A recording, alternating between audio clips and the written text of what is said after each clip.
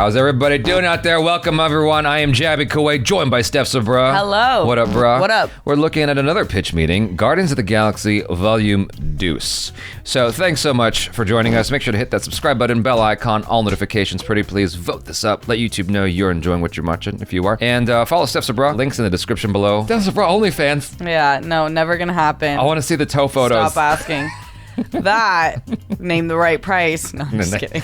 Hey. So you have a Guardians of the Galaxy sequel script for me? Yes, sir, I do. So we're gonna start this one off with the Guardians fighting a giant space monster while Baby Groot stars in a Baby Groot toy commercial. I love it when movie scenes are also commercials. I know you do. So why are they fighting a space monster? Well, these gold people called the Sovereign hired them to protect some batteries, and they said they couldn't risk losing any of their own people. Okay. But then Rocket steals some of the batteries, so they chase the Guardians with their fleet of remote-controlled spaceships. They have a fleet of remotely controlled spaceships? Yeah, pretty cool, right? Why didn't they use those to fight the space monster? What do you mean? Well, if their battle technology specifically designed to not put them in danger, why did they hire the Guardians in the first place? Good question. Because that works. Anyway, then this dude Stakar tells Yondu that his funeral is gonna suck. Oh, so Yondu is gonna die? Oh, is it that predictable? Having a character tell another one about his funeral makes me feel like we're gonna see his funeral. We're gonna see his funeral. Well, at least he's not one of the most well-liked characters. Actually, by the end of the movie, people are gonna like him a lot. He's gonna have this thing where he says that he's Mary Poppins and stuff. Oh, Mary Poppins is tight. Oh, that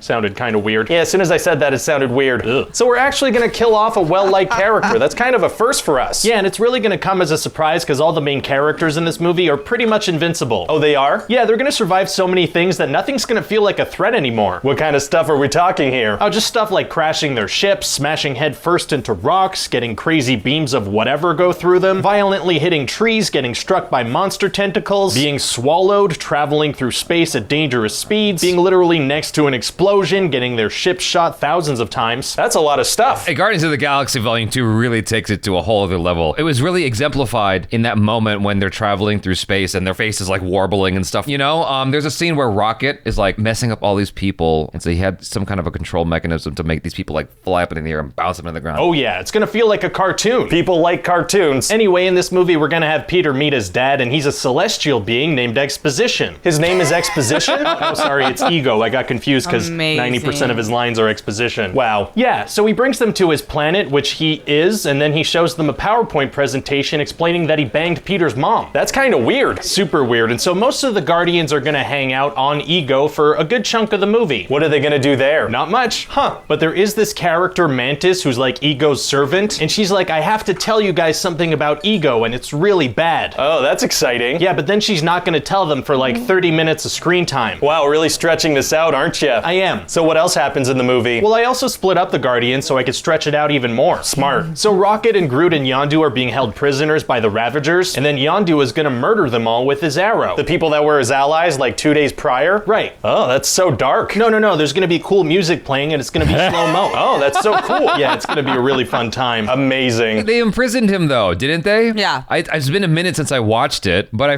thought they all turned on him. They did. They all turned on him. Okay, so it's justified. It was. Even though it is gruesome for the MCU, they had their time coming. Yo, I'm so glad you said it, because when I first watched that scene, I was like, yo, this is violent. Like, this is really violent. And it's just got this fun music over it. I'm like, yo, there's like kids in here. Is this okay? I guess if you don't see guts or too much blood, if it's not emphasized as like a horrific thing, I guess it's fine. If it's not sex, no one cares. Well, there's a lot of sex jokes in this movie, though. They really push the they're like, he slept with the entire world, so. Yeah, exactly. He literally mated with Earth. Taking lives while music plays is gonna be a really big part of this film. Death is great. Hail Satan. What? So how does the movie end? Well, Ego is gonna show Peter another PowerPoint presentation about how he banged a bunch of aliens. Kind of inappropriate. Yeah, and then Mantis is gonna reveal that he's been killing all his children because they didn't hold the celestial gene. So she's kind of complicit in that because clearly she knew it was wrong to be killing kids. Yeah, for sure, but I think people are gonna like her anyway. It's gonna be tough to get people to like a character that's complicit in wide-scale child murders. Actually super easy, barely an inconvenience. What do you mean? Well, she's gonna act super innocent and adorable. Oh, Oh, cute. Yeah, she's even gonna join the Guardians at the end of the film. That is so sweet. I don't even care about those dead kids anymore. Nobody will. Wow. Right. So anyway, Ego needs Peter's celestial genes to move his plan of expansion across the universe forward. And Peter is into it, but then Ego admits that he killed Peter's mom. Why does he do that? Well, because I needed Peter to find out somehow, and so having Ego just say it unprompted felt like an easy way to do that. Fair enough. So then Peter is devastated and he wants to kill Ego. Yeah, I get it. I mean, finding out that his dad killed his mom, that's gonna be a dark moment. You'd think so, but then Ego's gonna turn into David Hasselhoff. Oh, undercutting emotional scenes with silliness is our bread and butter. Yeah, feeling emotions sucks. Also, I like that finding out a key fact about his mom's death is what drives the climax. Yeah, I think it might be a first for Marvel, if I'm not mistaken. Yeah, I think it is. I mean, other than Iron Man and Captain America Civil War. Maybe because it's so recent, people won't notice. Maybe. So anyway, then everyone's gonna join together and defeat Ego. Wow, how do they manage that? They destroy his brain. Okay, but the fight takes place on a planet that is him. Yeah, he shouldn't really be able to lose. Doesn't sound like he should. But it's not like anyone's gonna really look into the science of this, you know? It's just for fun. Right, it's a movie with superpowers and talking raccoons. You'd have to be a real killjoy to check if the science works. Oh, God. Oh, my God. You know, I used to be a Neil deGrasse Tyson fan. I like him. I used to be his biggest fan, and then at a certain point, he just became so obnoxious. I'm like, dude, shut up, stop it. He was at a dinner with James Cameron, and he's like, I noticed at the end of Titanic when Jack and Rose were in the ocean, the stars were wrong. And James Cameron's like, well, it made $2 billion, so I don't think anyone cares. When James Cameron was doing the new edition for 3D for the re-release, he had his visual effects guy call up Neil deGrasse Tyson to fix the stars. No way. But I'm still like, nobody gives a shit. Like, no one is looking at the stars. They're looking at Jack and Rose and asking why he won't get on the fucking door. Like, no one cares about the stars. Right. You know? Yeah. But that's very much something Neil deGrasse Tyson would do. Like, I remember I watched Don't Look Up, the Netflix movie.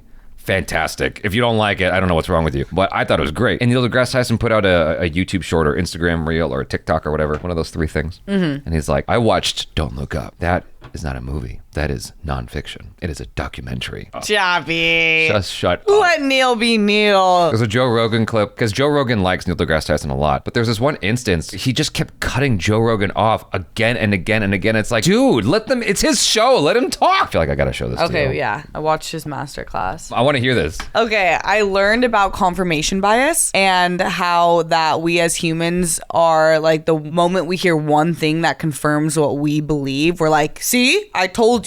But then like fail to look at like the 90 other pieces of information that might debunk what you believe. And that being confirmation bias and how important it is to like check on both sides of things before you just agree with yourself because it feels good. You needed Neil deGrasse Tyson to tell you about confirmation bias? You needed Neil to tell you about confirmation bias. Let me see if this is it. We place great value on that. So, but it's not our land. It's, you know. So specifically, these things have to Europeans take place. didn't come to Hawaii and find legions of scientists there conducting experiments. Okay, they found native peoples governing themselves. So that's that. We didn't cancel cars. We got really innovative about how to keep them. There's a big difference between cars and human shit that's left in the side of the mountain. I think the real problem too is it's if you value mountain climbing and you want to keep doing it, then you solve the problem. This is what engineers do. They would have to have a mountain of batteries sitting there waiting for people to just come in and take. Is that any worse than a mountain than a sunken reservoir tank of gas? That's no different. Why is that any different? Probably larger volume, right? Possibly, but so what? If it's economic, you just do it. Right. And if the battery's all at the bottom of the car, and go like NASCAR, you run in, pop it up, take out the battery, put the next one, you're off.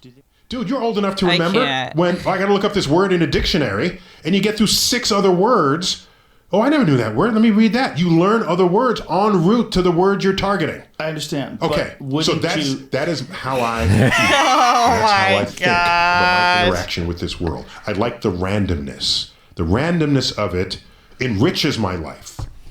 I found those cloaks that people wear. That sort of seems like video tricks. Yeah, that seems like great. Yeah, there's a lot of. But in Harry Potter, the look. It's like, that's not even the clip I was looking for. That's like just some random compilation. This is the ceiling up above your body. Okay? And they've done this experiment. And if you're floating above your body, above that piece of paper, When you come back to life, you should be able to say what's written on that piece of paper. That is yet to happen. If you get above it. Yeah, if you get above it. Correct. That is yet to happen. That'd be really good. Where would that piece of paper be? Suspended? Yeah, no, you have to put it up on a shelf or something.